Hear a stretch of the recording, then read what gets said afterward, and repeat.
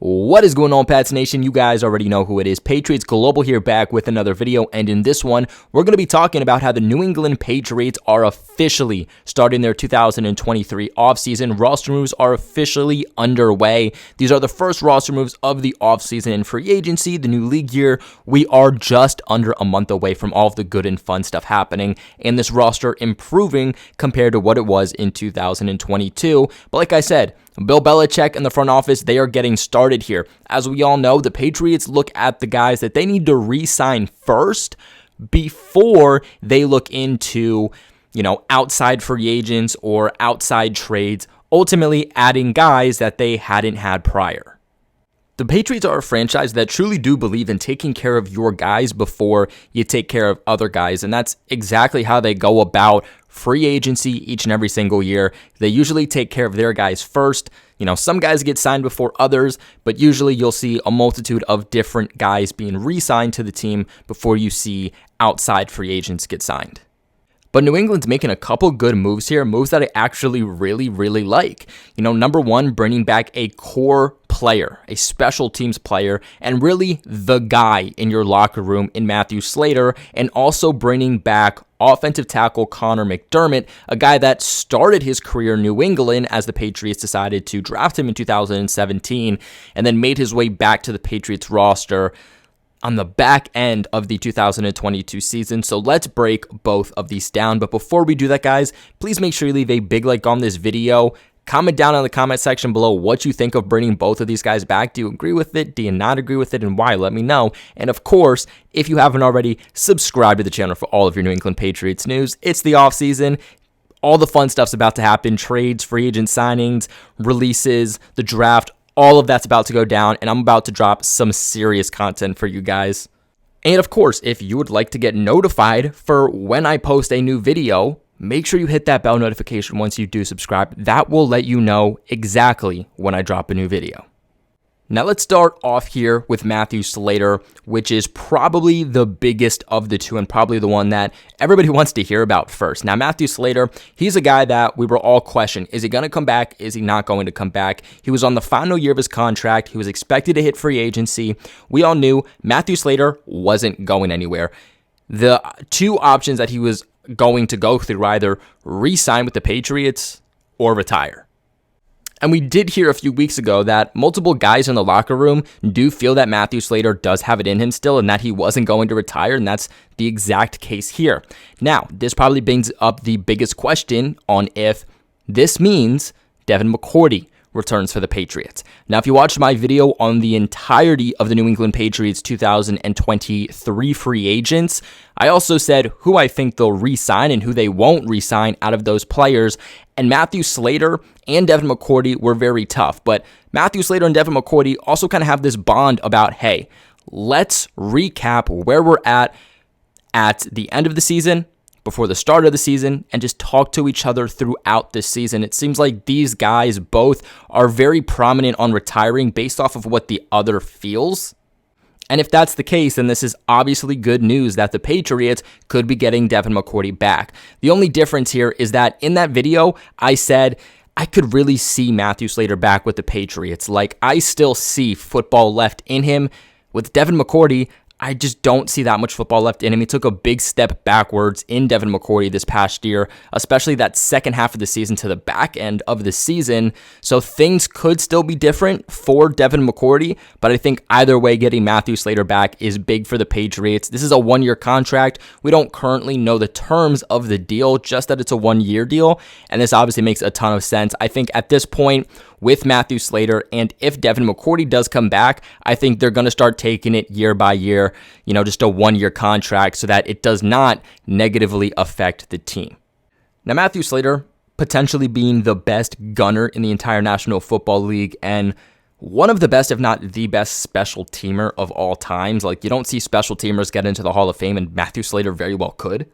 Really hold such an impact for the New England Patriots that if you're not a true Patriots fan, you don't know exactly why this guy is so dang important.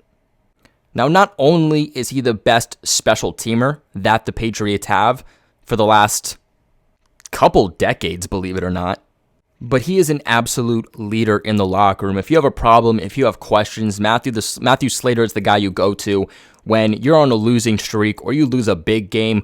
Who wraps the entire team together to get refocused and to continue going on? That guy is Matthew Slater. And a lot of times with teams, they lose or they go on a losing streak or something catastrophic happens and the entire season's done for them. And Matthew Slater's been a guy that has kept this team on track by being that guy in the locker room. After every single Patriots win, when we get those post-win locker room videos, who's the guy talking at the end? It's Matthew Slater getting the team back together and giving a speech. But even from a football standpoint, what Matthew Slater, even last year, has been continuously able to do is nothing less than outstanding. Obviously, the Patriots getting rid of Justin Bethel, who was a core special teamer, one of the best special teamers in the NFL last offseason, was a big step for them. But what the Patriots are doing here is they are revamping the special teams. They're not just having a bunch of old veterans who within a couple of years are going to be retired. They're starting from the bottom up and starting with a bunch of young guys. For example, Brendan Schooler. And having somebody like Matthew Slater to teach these young guys, even last year, I think was pivotal. But now having Matthew Slater back for a second season is going to be even more pivotal for the New England Patriots. Now, not only is he the best player that I've seen in the NFL since watching football at being able to track the ball on punt returns, but also just his ability to acquire or double teams every single time he's on the field, but still be able to make plays. There was a time last year, I believe it was against the Buffalo Bills, where Matthew Slater took on a double team and still made his way down the field and made one of the biggest plays of that game by pushing the defender into the ball carrier and forcing a fumble. He might not make big plays on offense. He might not make big plays on special teams. He might not make big plays on offense or defense, but he makes these big plays on special teams, which do put the Patriots on better field position, whether that's offensively or defensively. Now, as for somebody like Connor McDermott, this is somebody that, for me, it could have gone either way for them bringing him back or not bringing him back. I was not expecting him to be re-signed this early. I thought that he was going to hit free agency. The Patriots would have looked into the potential of bringing him back as a training camp body, as a depth piece for next year. But I thought at that time, free agency would have begun, and I thought that a team like the Jets or another team could go out and grab him back. But it seems like since they grabbed him from the New York Jets practice squad more than halfway through the 2022 season, this is a guy that they would like to keep around. Now, like I said, the Patriots are very familiar with him. Made a lot of sense when they did decide to go and claim him from the Jets practice squad. The Pats were the team that drafted him in the 6th round of the 2017 draft. He's 6'8". He's an absolute monster playing at right tackle, and he's a veteran. He is 30 years old, so, as a tackle, the wrong side of 30, this obviously isn't a guy you want to start for your team in any way, shape, or form next year, and I know that Bill Belichick knows that. But last year should just show everyone why you need those depth pieces, why you need those rotational pieces, because let me tell you, when it came to offensive tackle, the Patriots were absolutely screwed all season long. Whether it was Trent Brown being injured, whether it was Isaiah Wynn being injured, Andrew Stuber being injured, Yanni Kajus being injured.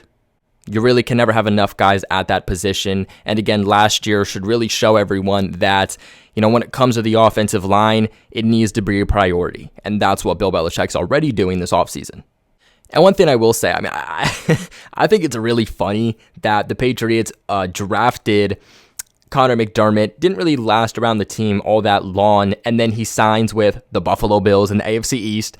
After the Bills, he goes the New York Jets in the AFC East, and then signed back to the New England Patriots roster in about November when, again, they took him from the Jets practice squad. Due to injuries, he pretty much right away was placed on the Patriots 53-man roster. He did start in 6 consecutive games for the Patriots at right tackle. He saw a total of 361 total snaps on offense and also 15 snaps on special teams. And during that span, he recorded 3 hits allowed, 8 hurries allowed, and no sacks in pass protection. Believe it or not, Connor McDermott was low-key a beast for the Patriots at right tackle throughout that span since when he joined in November. Was he elite? Was he keeping the right side of Mac Jones absolutely clean since he joined and opening up holes in the run game for Ramondre Stevenson? No, but let me tell you, he got the job done at a higher than average level.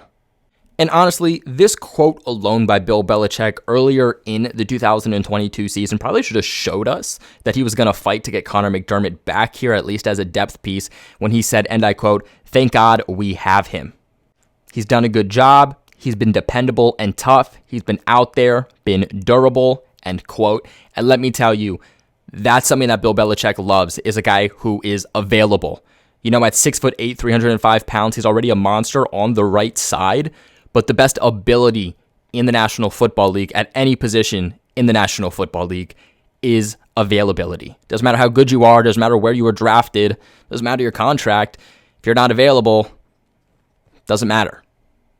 As for the contract side of things, we don't exactly know the contract here for Connor McDermott, but if I had to guess, I would say it's probably a one-year deal worth pretty minimum at that. I don't think there's a lot of teams fighting out there to get him. Again, this is now his second stint with the Patriots. He's been with the Bills and the Jets. He was signed off of the Jets practice squad when he got here, so not a lot of teams are going to fight for him, especially to be on the active roster. So I'd expected this to be a pretty minimal contract, not much against the Patriots cap number. And while we don't know what's going to happen in free agency when it comes to adding to the offensive line at right tackle and left tackle, what's going to happen with Trent Brown, and what's going to happen in the draft, the Patriots at least get a guy that can be a depth piece and a potential rotational piece for them, who did it at a pretty good level last season for them when needed. But what are your guys' thoughts on these two re-signings? Again, both of these I'd expect to be a one-year deal. We already know the Slater one's a one-year deal. Contract-wise, I really don't expect this to be much at all when it goes against the cap, as the Patriots are currently sitting at about $34 million heading into March. But what are your guys' thoughts? Let me know in the comment section below. Remember to leave a big like on this video, and of course, subscribe to the channel for all of your New England Patriots news. But like always, I appreciate you guys for watching, and go Pats.